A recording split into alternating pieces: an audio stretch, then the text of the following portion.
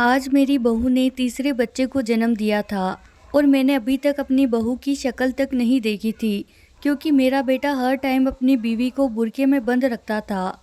मेरी बहू बहुत नेक है और किसी के सामने नहीं आती। मैं हर टाइम सोचती कि भला बहू का मुझसे क्या पर्दा है, लेकिन मेरा बेटा उससे मेरे सामने भी बगैर बुर्के के नहीं आने देता। आज बहू ने तीसरा बच्चा जन्मा था तो मैंने चुपके से नर्स को कुछ पैसे दिए और कहा, मेरी बहू को बेहोशी का इंजेक्शन लगा दो, मैंने उसका सिर्फ चेहरा देखना है। कुछ देर बाद नर्स ने मुझे अंदर बुलाया। जो ही मैंने बहू का नकाब उतार कर मैंने बहू का मुंह देखा तो मेरे पाँव तले से ज़मीन निकल गई कि वहाँ तो मेरी बहू मेरे सामने चाय का कप रखकर बोली, मम्मी आपको कुछ और चाहिए। मैं आज अपने जज्बात को ज़्यादा काबू नहीं कर पाई थी, इसीलिए बोली, हाँ चाहिए। मेरी बहू रुक गई और बोली, जी कहिए। मैं बोली, अपने चेहरे से नकाब पलट दो, मैं तुम्हें देखना चाहती हूँ। बहू डर गई। वह अपना बुर्का संभालती हुई भागकर मेरे कमरे से निकल गई, जबकि मैं अंदर ही अंदर जलकर रह गई थी।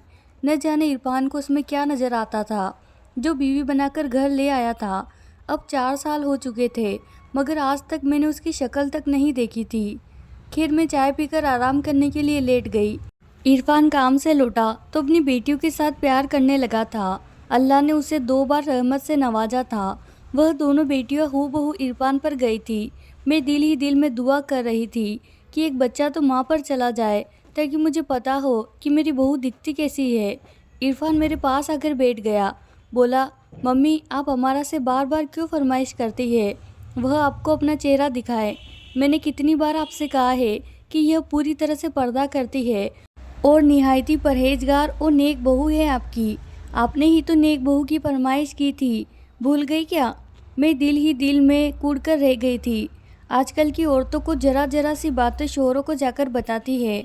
मैं चुप कर गई थी क्योंकि मैंने ही इरफान को कहा था वह जहाँ मर्जी शादी कर ले, जिस लड़की को चाहे अपनी बीवी बनाकर लाए, मगर उसमें शर्म हया होनी चाहिए, नेक सीरत हो, पर्दे की पाबंद हो। इरफान जब अमारा को ब्याह कर लाया तो वह बुर्के में ही यहाँ वहाँ घूमती। लड़की को देखकर कभी कभार तरस आ जाता तो कभी कभार हंसी आ जाती। मुझे तो यही शक था कि शायद यह सब मुझे लुभाने के लिए करने लगी थी, लेकिन अगर यह ढोंग ही होता तो इन 4 सालों में खुलकर सामने आ जाता। अब बस बहुत हो गया था। मैंने भी सोच लिया था कि कैसे भी करके मैं इसकी शक्ल देखकर रहूँगी। उन्हीं दिनों मुझे इरफान ने खुशखबरी सुना दी और बोला, अमारा उम्मीद से है, आपने उसका बहुत ख्याल रखना है और हर दम दुआ करनी है, तंदुरुस्त और सही सलामत औलाद हो। मैं मुस्कुरा देती। मैंने दिल से इरफान की औलाद के लिए दुआ की थी। शाम हुई तो इरफान का फ़ोन मुझे आ गया था। बोला, मम्मी आज रात को मैं काम के सिलसिले से दूसरे शहर जा रहा हूँ, अब सुबह ही मुलाकात होगी, आप बस अमारा का ख्याल रखिएगा। मैंने उससे कहा कि तुम बेफिक्र रहो। थोड़ी देर बाद ही अमारा भी मेरे पास आ गई और बोली, मम्मी इरफान तो आज घर नहीं आएंगे, आप ऐसा करो अपनी दवा खाकर सो जाओ, मैं भी आराम करने लगी हूँ।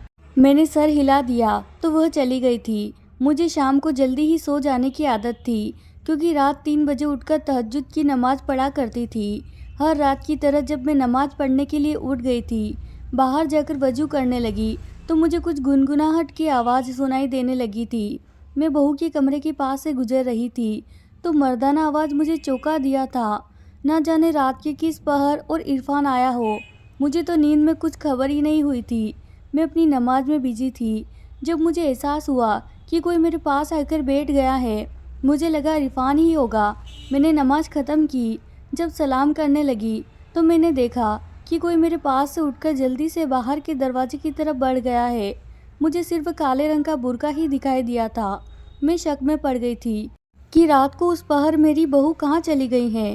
कहीं इरफान और अमारा में कोई झगड़ा तो नहीं हो गया। मैं भी जल्दी से उठकर अमारा के कमरे की तरफ चल दी, लेकिन अमारा तो वहीं पड़ी सो रही थी। सोते हुए भी उसने अपना चेहरा ढक रखा था, मगर इरफान का कोई नामो निशान तक नहीं था। एक अजीब से इल्म ने मुझे अपने काबू में ले लिया था। मैं बाहर आकर अपने तख्त पर बैठ गई थी। मैं आज इस वाक़ये के बारे में सोचे जा रही थी। न जाने मुझे यूँ बैठे हुए कितनी देर बीत गई थी। फ़िज़ा में फजर की अजान गूंजने लगी थी। इतनी देर में दरवाजे पर दस्तक हुई थी। मैंने जाकर दरवाज़ा खोला तो सामने इरफान खड़ा था। उसने सर झुकाकर मुझे प्यार दिया और मेरे साथ आकर बैठ गया था। मैं बोली, इरफान, तुम एक बार आकर फिर कहाँ चले गए थे? वह नासमझी से बोला, मम्मी क्या मतलब? मैं तो कल शाम का गया, अभी लौटा हूँ। मैं हंस दी और बोली, अपनी बुढ़िया माँ को पागल मत बनाओ। मैं नमाज पढ़ने के लिए उठी तो मुझे हमारा और तुम्हारे बोलने की आवाज़ें आने लगी थी। फिर तुम उठकर बाहर चले गए, मगर तुमने बुर्का क्यों पहन रखा था और अपना चेहरा क्यों ढक रखा था? इरफान मेरी बातें सुनकर एकदम तहश में आ गया था। वह मेरे पास से उठकर अंदर अपने कमरे में चला गया था। उन दोनों के झगड़े की आवाज़ें आने लगी थी। काफ़ी देर वह यूं ही लड़ते झगड़ते रहे, जबकि मैं हैरान थी कि आखिर माजरा क्या है। उस लड़ाई के बाद हमारे घर के हालात बड़े पेचीदा हो गए थे। हमारा काम ख़त्म करके अपने कमरे में घुसी रहती। इरफान सारा सारा दिन काम पर रहता। बस दो नन्ही परियों का ही मुझ बुढ़िया को आसरा रह गया था। वही अपनी शरारती के साथ मेरा दिल बहलाए हुए थे। एक हफ्ता यूं ही बीत गया था, लेकिन हमारा और इरफान का अभी तक सुलह नहीं हुई थी। यूं तो दोनों मियाँ बीवी में कभी लड़ाई नहीं होती थी। अगर कभी नाराज़गी भी हो जाती तो यह दोनों ज़्यादा दिन एक दूसरे से दूर नहीं रह पाते थे। लेकिन इस बार कुछ और ही माजरा रहा था। दोपहर हुई तो मैं चाय पीकर आराम करने के लिए लेट गई थी।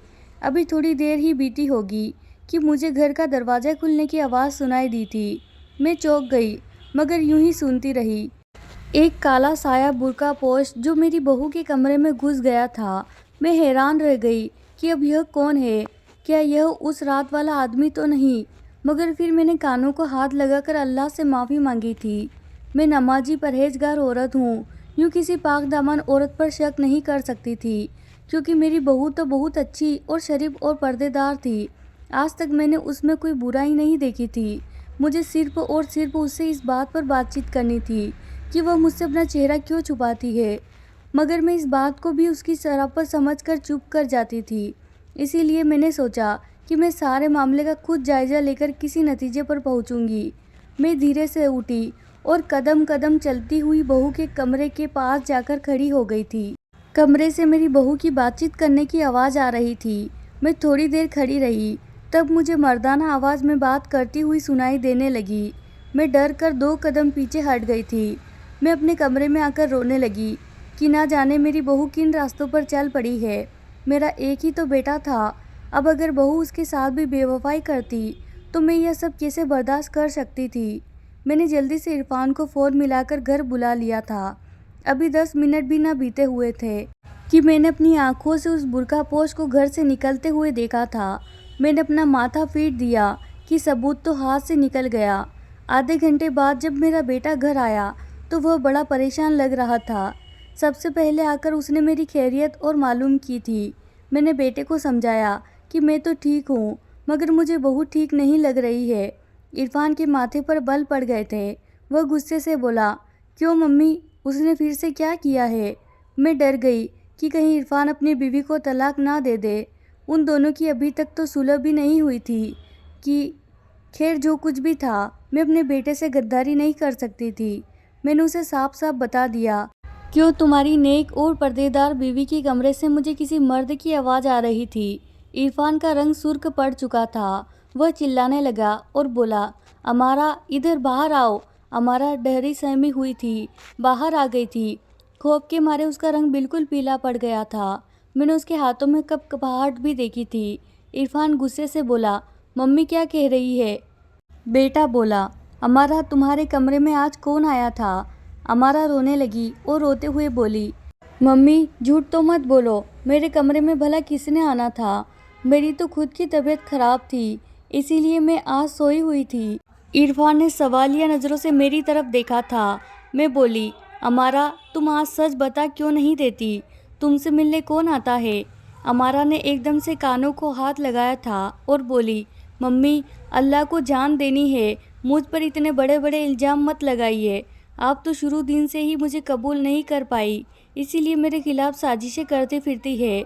इरफान गुस्से से उठा तो मैंने उसका हाथ थाम कर बैठा दिया था। मैं बोली, हाँ अमारा, शायद मुझे ही कोई गलतफहमी हो गई होगी, मुझे माफ़ करना, तुम जाकर आराम करो। इरफान मुझे देखता रह गया। अमारा चली गई तो मैं बोली, इरफान हम उसको रंगे हाथों पकड़ लेंगे, यूँ तो उसने हर बार मुकर जाना है। इरफान ने कुछ सोचते हुए सर हिला दिया था। बहू सारा सारा दिन घर के काम करती, बच्चियों को देखभाल करती, मेरा ख्याल रखती। हालांकि खुद उसकी तबीयत आजकल ठीक नहीं रहती थी। मेरा दिल उसके लिए दुख सा जाता था। मैं सोचती रह जाती थी, आखिर हकीकत क्या है। यूं ही दिन बीतते जा रहे थे। मेरी बहू का पेट बढ़ता गया, लेकिन आज तक मैंने उसकी शक्ल सूरत देखने से बिल्कुल महरूम थी। एक दिन बड़ी तेज बरसात हो रही थी। इरफान भी काम वाली जगह पर फंस चुका था। मैं अपने कमरे में बैठी नमाज पढ़ने में बिजी थी, जब मैंने किसी को घर में घुसते हुए देखा था। मैं उठकर अपने कमरे की खिड़की में खड़ी हो गई थी। मैंने देखा, वही बुर्का पोश मेरी बहू के कमरे में गया था। मैंने जल्दी से उठकर इरफान को फ़ोन किया। वह बोला, मम्मी मैं रास्ते में ही हूँ, बस 2 मिनट में घर पहुँच जाता हूँ। वो घर आ गया था। मैंने उसे बताया कि वह बुर्का वाला आदमी तुम्हारी बीवी के कमरे में ही है। बरसात अब रुक चुकी थी। इरफान अपने कमरे के दरवाजे के पास जाकर खड़ा हो गया। फिर वह बड़ी देर यूं ही खड़ा रहा और धीरे धीरे नीचे बैठता चला गया और रोने लगा था। मैं हैरत से उसे देख रही थी। आखिर क्या माजरा है जो मेरा बेटा यूं दिल पकड़कर रो रहा है।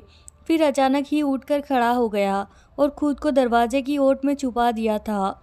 वह बुर्का पोश जल्दी से हमारे घर से निकलकर बाहर चला गया था। मेरी बहू ने इधर उधर चल फिरकर उस बात की छानबीन कर ली कि कोई देख तो नहीं रहा कि इरफान अभी तक आया नहीं है। इरफान वहाँ से उठकर मेरे कमरे में आ गया था। मैं बोली, इरफान तुमने उसको पकड़ा क्यों नहीं? आज तो तुम मौके से घर पहुँच गए थे। इरफान बोला कि मम्मी कुछ ही दिनों में वह बच्चे को जन्म दे देगी। मैं जल्दीबाजी में कुछ गलत कदम नहीं उठाना चाहता। कुछ दिन और इंतज़ार करता हूँ। मैं चुप होकर रह गई थी। इस वाक़ये को 3 दिन बीते हो गए थे। मेरी बहू दर्द से तड़पने लगी थी। वो रोते हुए बोली कि मम्मी मुझे अस्पताल ले जाओ, लगता है मेरी डिलीवरी का टाइम आ गया है। मैंने अपने बेटे इरफान को जल्दी से फ़ोन करके बुलाया और बहू को जल्दी से अस्पताल ले गए। आज मेरे पास मौका ही मौका था और मेरे दिमाग में भी काम करना शुरू कर दिया था और मैं जल्दी से नर्स के पास गई और उसके हाथ में नोट रखकर कहा, मेरी बहू को बेहोशी का इंजेक्शन लगा दो, मुझे उसका चेहरा देखना है। नर्स मेरी तरफ बड़ी हैरान परेशान होकर देख रही थी और फिर पैसों को देखा और मान गई थी। एक बार आपकी बहू बच्चा जन्म दे दे तो मैं फिर आपका काम कर दूंगी। 3 घंटे के बाद नर्स बाहर आई और बोली, मुबारक हो, घर पोता हुआ है। मेरी खुशी का ठिकाना नहीं रहा। फिर थोड़ी देर बाद उस नर्स ने मुझे इशारा करके कमरे में आने को कहा। मैं दबे कदमों को उठा उठा कर बहू के कमरे में गई तो सामने वाला मंजर देखकर मेरी तो रूह फना हो गई, क्योंकि वहाँ तो मेरी बहू नहीं बल्कि बेड पर पड़ी शख्सियत मुझे 26 साल पीछे लेकर गई। मेरा नाम मायरा है। हम 7 बहन भाई थे। मुझसे बड़े 5 भाई थे। फिर मैं और मेरी छोटी बहन थी। हम दोनों बहनें अपने घर में राज करते थे। घर में हर कोई हमसे बड़ी मोहब्बत करता था, क्योंकि मैं बड़ी थी और घर की पहली लड़की थी। इसीलिए मेरी हर जायज़ नाजायज़ फरमाइश पूरी की जाती थी। मेरा बचपन में ही निकाह कर दिया गया था। मेरी बुआ का बेटा और मैं एक दूसरे से बड़ी मोहब्बत करते थे। 2 साल बाद हमारी शादी होनी थी, मगर जब टाइम आया तो बुआ का इंतकाल हो गया था। उस कड़े टाइम में तो शर्म हया की वजह से मलिक का साथ ना दे पाई, मगर मैंने ये ड्यूटी अपनी छोटी बहन अदा की लगाई थी। वही मलिक का ख्याल रखती और मैं अपनी छोटी बहन से उस तक मैसेज पहुंचा देती थी। जिस दिन बुआ का 40वां था, मैंने ही पूरे घर के इंतजाम संभाल रखे थे। उस शाम जब मैं थक हार कर छत पर थोड़ा आराम करने गई तो मलिक भी उधर ही आ गया। वह बोला, तुमसे माफ़ी मांगने आया हूँ।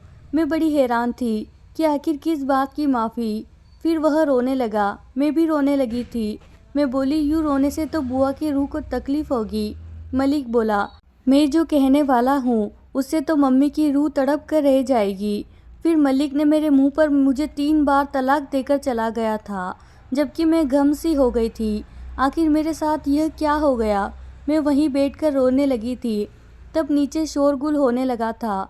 मैं भागकर नीचे गई तो पता चला मेरी बहन अदा लापता हो गई है। मैं भागकर अदा के कमरे में आ गई। वहाँ एक खत पड़ा था। मैंने वह खत उठाकर पढ़ा तो उसमें लिखा हुआ था कि मैं और मलिक एक दूसरे को बहुत पसंद करते हैं। मैं यह जानती हूँ, अगर हमने घर में शादी की बात की तो बहुत बड़ा फसाद खड़ा हो जाएगा और जुदाई हमारा मुकद्दर बन जाएगी। इस्लाम में 2 बहनें एक मर्द के निकाह में नहीं रह सकती, इसीलिए बाजी को मलिक ने तलाक दे दिया है। मेरे लिए तलाक एक जहर से कम नहीं था। मैं खत पढ़कर नीचे गिर गई थी और मैं यह सोच रही थी कि मेरी ही बहन ने मेरे पीठ में छुरा घोंपा है। मैं तो शर्म हया के मारे कभी मलिक से बात नहीं कर पाई थी। बचपन से ही एक दूसरे से मोहब्बत करते थे और अचानक यह सब हो गया। मैं कैसे बर्दाश्त कर पाती। अब मैं अपने आप को कोस रही थी कि काश अपनी बहन को दूर रखा होता अपने शौहर से। मम्मी ने मुझसे आकर खत छीन लिया था। फिर न जाने क्या हुआ, क्योंकि मैं तो बेहोश हो चुकी थी। जब मुझे होश आया तो मैंने अपने 5 भाइयों को अपने पास खड़े हुए पाया था। वह मुझसे बातें करने आए थे कि वह मलिक और अदा को पाताल से भी निकाल लाएंगे और उन्हें कड़ी सजा देंगे। मगर मैंने अपने भाइयों के सामने हाथ जोड़ दिए थे। मैं बोली कि आप मुझ पर यह सितम हरगिज़ मत कीजिएगा। मैं ज़िंदगी में दोबारा उन दोनों का कभी सामना नहीं करना चाहती। फिर उस दिन के बाद अदा और मलिक का किस्सा हमेशा हमेशा के लिए ख़त्म हो गया था और मेरी ज़िंदगी का इम्तिहान शुरू हो गया था। मेरे पापा मेरा रिश्ता ढूंढने लगे तो लोग कहते हैं कि अगर आपकी बच्ची में इतने ही गुण होते तो उसका तलाक ही क्यों होता। मेरे बहुत बार रिश्ता आया और वह लोग ठुकरा कर चले जाते। मुझे यह सब सहना पड़ा था। मैं दिन भर इसी उलझन में डूबी रहती, मगर जो ही रात होती तो अपने दिल के गुब्बारे फोड़ने बैठ जाती थी। सारी सारी रात रोती रहती थी। फिर मेरा इम्तिहान ख़त्म कर दिया गया था। मेरे लिए अशफाक का रिश्ता आ गया और मैं शादी करके उनके घर आ गई। उन्होंने मुझे दुनिया भर का प्यार दिया, जो चाहती मुझे सब कुछ ला कर दिया। लेकिन मैं अपने अंदर से वह अर्जियत निकाल ना सकी थी जो मुझे मेरी बहन ने दी थी। मैं अपने शौहर को हर लड़की से बचा बचा कर रखती थी। मुझे हर औरत पर शक होता था, इसीलिए मैंने इरफान के लिए खुद से कोई रिश्ता नहीं ढूंढा था। मैंने शादी का ख्याल उसके हाथ में दे दिया था। मैं बोली कि तुम ही लड़की देखकर शादी करके बहू को घर ले आओगे, मगर मेरी एक शर्त है कि लड़की शरीफ हो। इरफान ने मेरी बात को पल्लू से बांध लिया था। वह एक बहुत ही ज़्यादा पर्देदार लड़की को ब्याह कर ले आया था, मगर आज उस लड़की के पर्दे का भी भांडा फूट गया था। मैं इरफान के कमरे से निकल गई थी। मैंने पोते को हाथ में लिया और प्यार किया। इरफान भी बहुत चुप लग रहा था। 3 दिन के बाद बहू घर आ गई थी। अब बहू बेहतर लग रही थी। मैंने उसके पास में बैठकर अपने पोते से प्यार कर रही थी जब मैं बोली, अदा कैसी है। मेरी बहू की सिर पर आंखें ही मुझे नज़र आ रही थी। उनमें बड़ी बेचैनी सी थी। वह बिल्कुल चुप थी। मैं बोली, सच बता क्यों नहीं देती। वह रोते हुए बोली, अदा तो 12 साल पहले ही कैंसर की बीमारी की वजह से अपनी जान गंवा बैठी। मरते दम तक उसके लबों पर सिर्फ आपका ही नाम था। मम्मी, वह कहती थी कि मुझे मायरा की हाय खा गई है। मुझे कुछ भी नहीं मिला इस मोहब्बत से। अपने रिश्ते गंवाए मलिक को पाने के लिए, मगर मलिक भी मेरा ना बना। अमारा अदा और मलिक की बेटी थी। मैंने जब नर्स से कहकर उसे बेहोशी का इंजेक्शन लगवाया था, मैं बिस्तर पर अमारा की जगह अदा की जवानी देखकर हैरान रह गई थी। अमारा तो हूबहू अपनी माँ की कॉफ़ी थी। अमारा की बात सुनकर मैं हैरान हो गई थी। मैं बोली, क्या मतलब। अमारा रोते हुए अपनी दास्तान सुनाने लगी थी। वह बोली, मैंने जब से होश संभाला था हर टाइम अपने माँ को लड़ते झगड़ते ही पाया था। अब्बू मम्मी से बहुत लड़ाई करते थे। वह अक्सर कहते थे कि मैंने तुम जैसे कोयले की खातिर मायरा जैसा हीरा गंवा दिया है। अब्बू आपको भूल नहीं पाए थे, आपके रुखसार के दीवाने थे। मम्मी इसी गम को दिल से लगाकर इस दुनिया से चली गई थी। फिर मेरी इरफान की शादी भी बड़ी अचानक हो गई थी। जब मैं रुखसत होकर आई और आप पर नज़र पड़ी तो मेरी पूरी कायनात हिलकर रह गई थी, क्योंकि आपकी बहुत सी तस्वीरें हमारे घर में थी। मैंने इरफान को सारी दास्तान सुनाई तो हम उस फैसले पर पहुँचे कि मैं हर टाइम बुर्का पहनकर रखूँगी, वरना बिना वजह आपको परेशानी होगी और आप मुझे तलाक दिलवा देगी। इरफान ने मुझसे वादा लिया था कि मैं अपने बाप से कोई बातचीत नहीं रखूँगी। मैंने यह वादा निभाया था, मगर फिर पापा जिद करने लगे कि वह आपकी एक झलक देखना चाहते हैं, वह आपसे मिलना चाहते हैं। इसीलिए अब्बू छुपकर बुर्का पहनकर घर आते थे। मैं यह बात इरफान से इसलिए छुपाती थी क्योंकि इरफान मुझे घरवालों से मिलने से रोकते थे। मेरा बीता हुआ कल मेरी नज़रों के सामने घूम गया था। मैं अमारा से बोली, अमारा, मैंने अपने पोते की खुशी में इरफान और अदा को माफ़ किया। तुम 100 बार जाकर अपने बाप से मिलो, मुझे कोई एतराज़ नहीं। मगर मेरे मरने से पहले कभी अपने बाप को इस घर में ना आने देना, मैं उसका सामना नहीं कर पाऊंगी। अमारा ने उठकर मुझे गले से लगा लिया था। इरफान ने भी मुझसे माफ़ी मांग ली थी। मैंने दिल बड़ा कर दिया था। मैं अपने बीते हुए कल के बुरे वाक़ये को दोबारा अपनी ज़िंदगी में उजाड़ने नहीं देना चाहती थी। मेरा बेटा और पोतिया और पोता तो मेरी ज़िंदगी है। तो दोस्तों, यह थी आज की कहानी। यह कहानी आप लोगों को कैसी लगी मुझे कमेंट करके ज़रूर बताइएगा। वीडियो को लाइक कीजिए और शेयर ज़रूर करें और हमारे चैनल को सब्सक्राइब ज़रूर करें। धन्यवाद दोस्तों।